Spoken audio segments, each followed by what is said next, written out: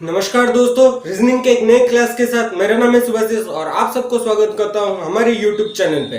तो आज के क्लास में हम डिस्कस करने वाले हैं about data interpretation and sufficiency के बारे में। तो इसी के साथ let's begin to our classes.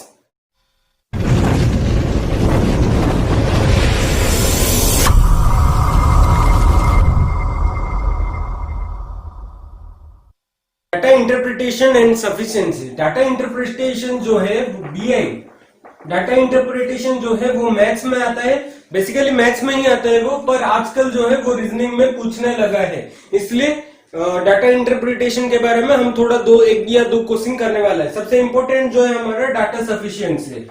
तो इसमें जो है क्या है, हमें जो क्वेश्चन को वो क्वेश्चन कैसे पैटर्न में आता है वो हमें समझना है। क्वेश्चन जो है पहले को आपको एक क्वेश्चन दिया रहेगा और उसमें जो है दो स्टेटमेंट रहेंगे।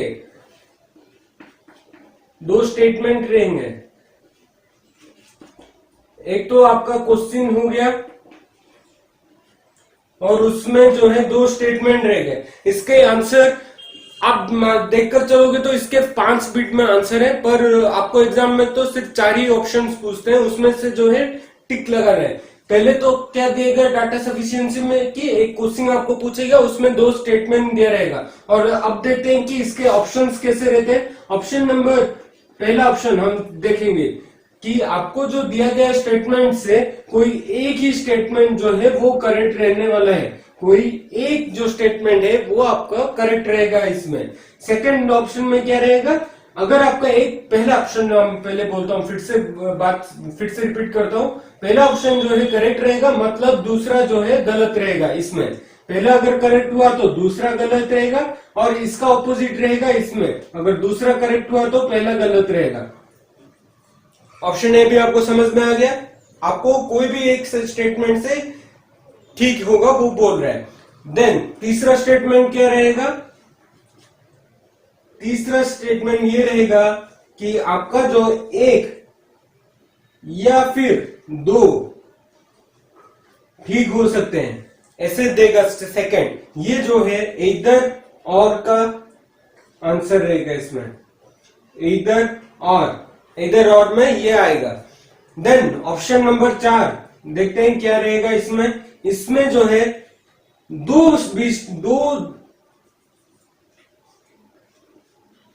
इसमें दो स्टेटमेंट गलत हो सकते हैं, ये बोल रहे हैं। पहला ऑप्शन क्या था हमारा, पहला वाला ठीक रहेगा, दूसरा गलत रहेगा।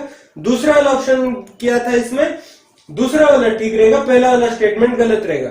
हम जब तीसरे की ओर आए तो इसमें इधर और केस बन गया, पहला वाला भी ठीक हो सकता है या फिर दूसरा वाला भी ठीक हो सकता है। देन सेकेंड ऑप्शन में क्या आया कि इसमें जो है पहला ऑप्शन भी गलत है तो दूसरा ऑप्शन भी स्टेटमेंट भी गलत है, मतलब पहला स्टेटमेंट जो दिया गया है और दूसरा स्टेटमेंट गलत है, तो हम उसका आंसर नहीं निकाल सकते, हम क्वेश्चन ही गलत रहेगा पूरा।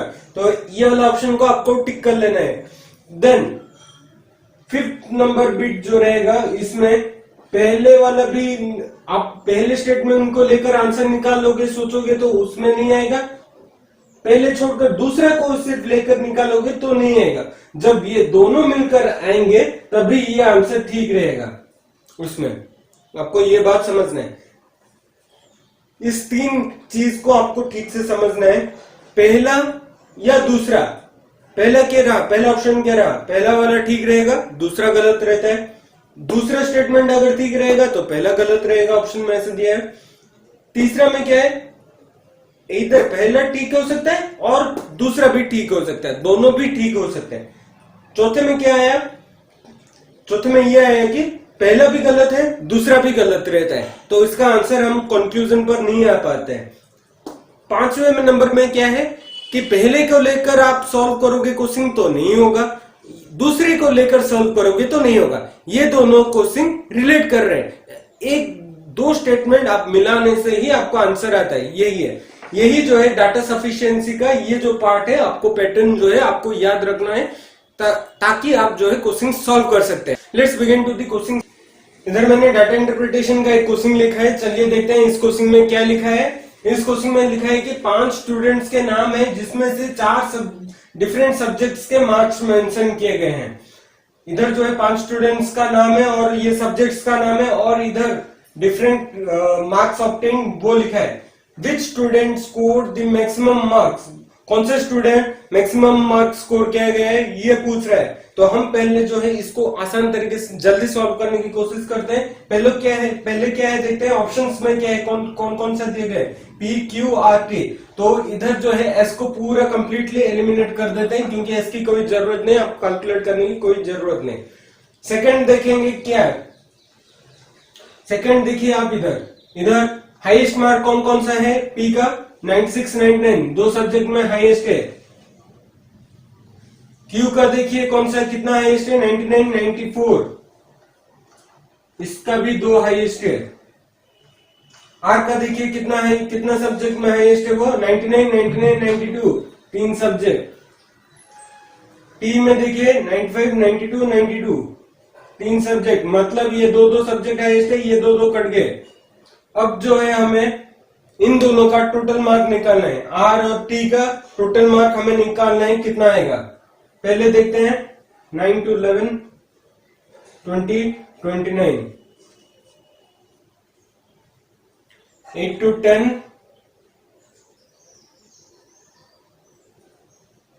8 to 10 19 28 28 9 37 379 379 आ गया।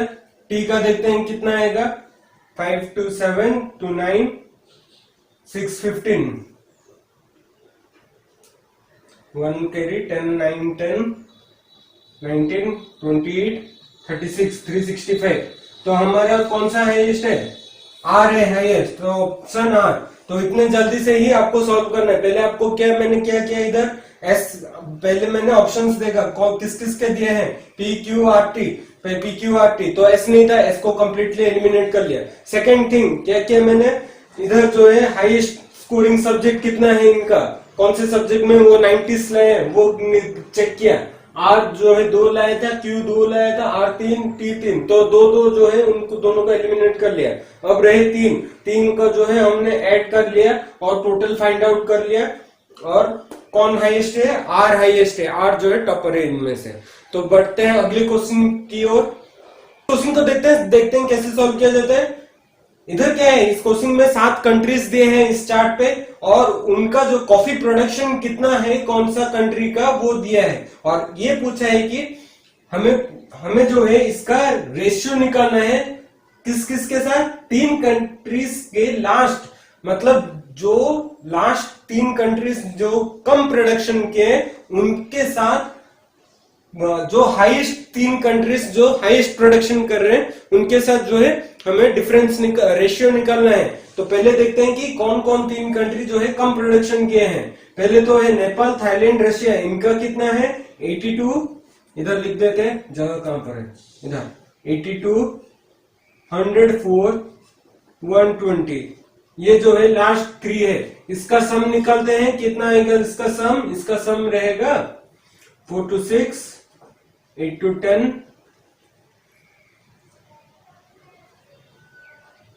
306, इसका आंसर कितना रहे 306। तो अब देखते हैं कि हाईएस्ट कौन कौन से कंट्री है और उनका प्रोडक्शन रेट कितना है।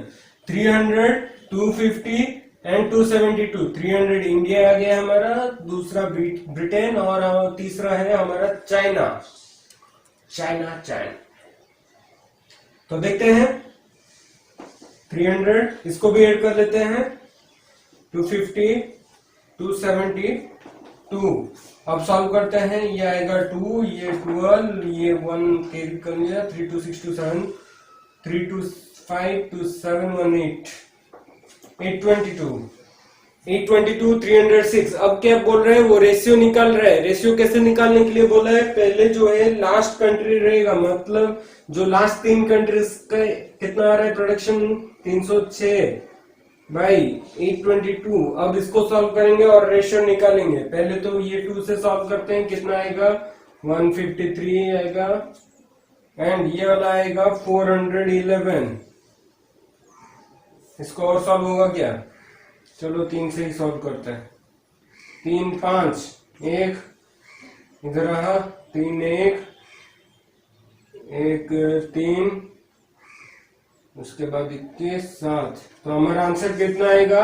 Option number A 51:137। तो इसी तरीके से जो है हम डाटा इंटरप्रिटेशन का क्वेश्चन सॉल्व किया जाता है। नेक्स्ट जो हम क्वेश्चन देखेंगे वो रहेगा डाटा सफिशिएंसी का।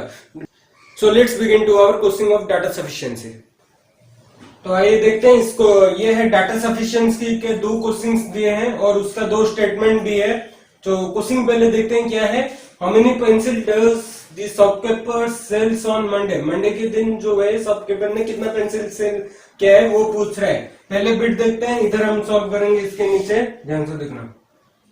तो इधर on Monday he sold 22 more pencil than he sold on the previous day. वो क्या है? मंडे के दिन, मंडे को उसने 22 पेंसिल सेल ज्यादा किया है प्रीवियस डे से। प्रीवियस डे मतलब संडे, मंडे से पहले कौन आता है? संडे। इधर मान लो x ले लो, इधर x + 2 22, क्योंकि उसने 22 ज्यादा सेल किया था जब वो संडे से भी 22 पेंसिल ज्यादा सेल किया मंडे के दिन। क्वेश्चन पूछ रहा है कि मंडे के दिन कितना पेंसिल सेल किया, पर इधर स्टेटमेंट 1 से आपको कुछ पता चल रहा है कि कितना पेंसिल सेल किया था? x + 22 ही बोल रहा है, पर हमें सॉल्व करना है इस क्वेश्चन को। तो हम दूसरे बिट पर आते हैं कि देखते हैं क्या लिखा है इसमें। ही sold 35 pencil each on Thursday Sunday. इधर जो है संडे का डाटा मेंशन किया है, इधर जो है हमारा x पता चल गया क्या है? 35। तो अब ऐड कर लेते हैं, कितना रहेगा? 35 + 22 = कितना आता है? 57। तो उसने 57 पेंसिल जो है सेल किया है। पर आपको ध्यान में रखना है कि डाटा सफिशिएंसी में कभी ये सॉल्व कितना आया वो पूछेगा नहीं, वो स्टेटमेंट के बारे में पूछेगा कि तुम्हारा स्टेटमेंट 1 ठीक है या फिर दूसरा ठीक है या दोनों मिलाकर ठीक है। तो हम इधर कंक्लूजन में क्या है कि इधर जो हमारा कंक्लूजन है कि बोथ 1 2 को मिलाकर जो है हमारा आंसर आ रहा है। तो हमारा आंसर क्या रहेगा इसका? बोथ बिट्स हमें इंपॉर्टेंट है इस स्टेटमेंट में, इस क्वेश्चन में बोथ जो बिट्स जो है वो इंपॉर्टेंट है, क्योंकि दोनों इंटरलिंक्ड है। अगर हम एक को स्किप कर लिए तो हमारा आंसर नहीं आएगा कभी भी। इधर जो है बोथ इंपॉर्टेंट है। रूल्स याद करो। रूल्स कौन सा रूल में बहुत इंपॉर्टेंट था? 5th बिट में। 5th बिट में जो है दो स्टेटमेंट को मिलाकर जो है हमारा राइट आंसर आ रहा था। तो अगले क्वेश्चन की ओर बढ़ते हैं। अगले क्वेश्चन क्या है वो देखते हैं। How many persons are there between Mohan and Raju in a row of 50%? इधर जो है 50% का एक रो है, उसमें मोहन और राजू के अंदर कितने परसेंट के डिफरेंस आ रहे हैं वो पूछ रहे हैं। तो पहले बिट देखते हैं क्या है। Mohan is 9th from left. Mohan left के तरफ से 9th पोजीशन पर है और Raju is 19th from the right and. Raju जो है वो 19th पोजीशन पे है राइट एंड के तरफ से। तो अभी क्या है आगे? स्टेटमेंट क्या है?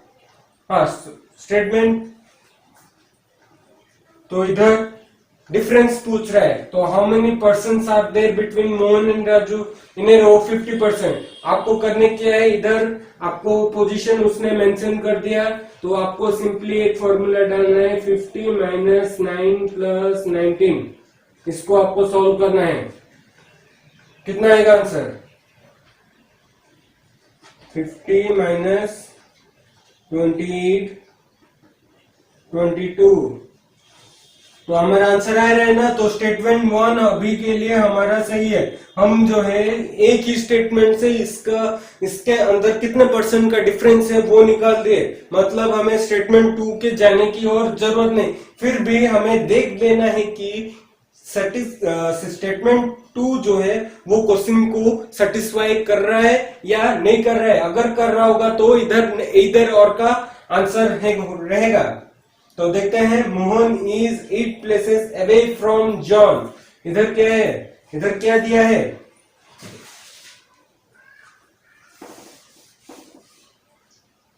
इधर मोहन जो है जॉन से 8 प्लेस के दूरी पर है। इधर जॉन जो है मोहन जो है 8 places दूरी पर है। अगर मान लो जॉन इधर है तो 8 प्लेस दूरी पर मोहन है। away from John who is 30th from the left hand. Left hand के और 30th पोजीशन पे है जॉन।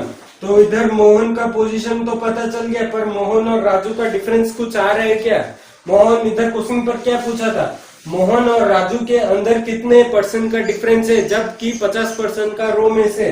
पर इधर जो है क्वेश्चन को सेटिस्फाई नहीं कर रहा है ये बिट, तो हमारा आंसर कौन सा रहेगा कि पहला बिट जो है क्वेश्चन के साथ सेटिस्फाई कर रहे हैं, इसलिए जो है option number 1 statement 1 is correct and second is, अगर ऑप्शन में रहेगा कि कौन सा स्टेटमेंट करेक्ट है 1 2 ईदर और बोथ आर इनकरेक्ट, तो हमारा आंसर कौन सा रहेगा, स्टेटमेंट 1 रहेगा इसका आंसर। तो अगले क्वेश्चन देखते हैं, थोड़ा सा ट्रिकी क्वेश्चन कैसे सॉल्व किया जाता है। तो देखते हैं इस क्वेश्चन को कैसे सॉल्व करते हैं। इस क्वेश्चन में क्या मेंशन किया है, 6 मेंबर्स मेंशन है फैमिली के, standing in a row, all are facing the north direction, who is standing between P and Y। तो इधर जो है 6 मेंबर्स हैं जो कि खड़े हैं, 1 2 3 4 5 6 मेंबर्स जो हैं वो है फैमिली के 6 मेंबर्स हैं। तो इनका जो है पोजीशन के बारे में पूछ रहे हैं, P and Y, between P and Y कौन है। तो हम ये फाइंड आउट करते हैं कि स्टेटमेंट, एक ही स्टेटमेंट मेंशन किया या दो स्टेटमेंट। आर इज स्टैंडिंग, इधर जो है 2 केसेस बनते हैं, तो देखते हैं कैसे सॉल्व किए जाते हैं। पहले जो है आपको राइट हैंड के लेफ्ट हैंड के तरफ आर को प्लेस करना है। पहले क्या करना है कि आपको प्लेस करना है लेफ्ट हैंड, आर को एक लेफ्ट हैंड में प्लेस कर लिए इधर। तो दूसरा स्टेटमेंट के दूसरे पार्ट में क्या पूछ रहे हैं वो, P is standing third to the left of G who is near to X। P जो है थर्ड पोजीशन पर खड़ा है। अगर मान लो इधर आपको G आपने प्लेस कर लिया, तो इसके थर्ड पोजीशन पे जो है P खड़ा है, इसके थर्ड पोजीशन में भी P खड़ा है। इसका ऐसे भी हो सकता है, अगर मान लो इधर आपने G को प्लेस कर लिया, तो ये जो है आपका P इधर रह सकता है। और उसके सेकंड में क्या पूछ रहे हैं, Y जो है G का इमीडिएट नेबर है। इधर क्या आ रहा है, इधर 2 हो सकते हैं, इधर Y हो सकता है या फिर इधर Y हो सकता है, और इधर एक ही जगह पे रो Y हो सकता है। तो हमने 2 पोजीशन देख लिए। देन ये तो सफिशिएंट नहीं है, P और Y के बीच में कौन आ रहा है वो पूछ रहे हैं ना। तो ऊपर तो R आ रहा है, पर ये थोड़ा इनकम्प्लीट सा लग रहा है, क्योंकि इधर Y का पोजीशन जो है वो डिटरमाइन नहीं है। इधर हम कंक्लूजन पर आ नहीं सकते। आप जो क्या करोगे, इधर है देख लिए, एक बिट सॉल्व कर लिए, चलिए क्वेश्चन को जाएंगे, आंसर उधर option 1 is correct, second is wrong, आप टिक लगा दोगे। सेकंड बिट को भी देखते हैं कि ये सॉल्व होता है क्या नहीं होता।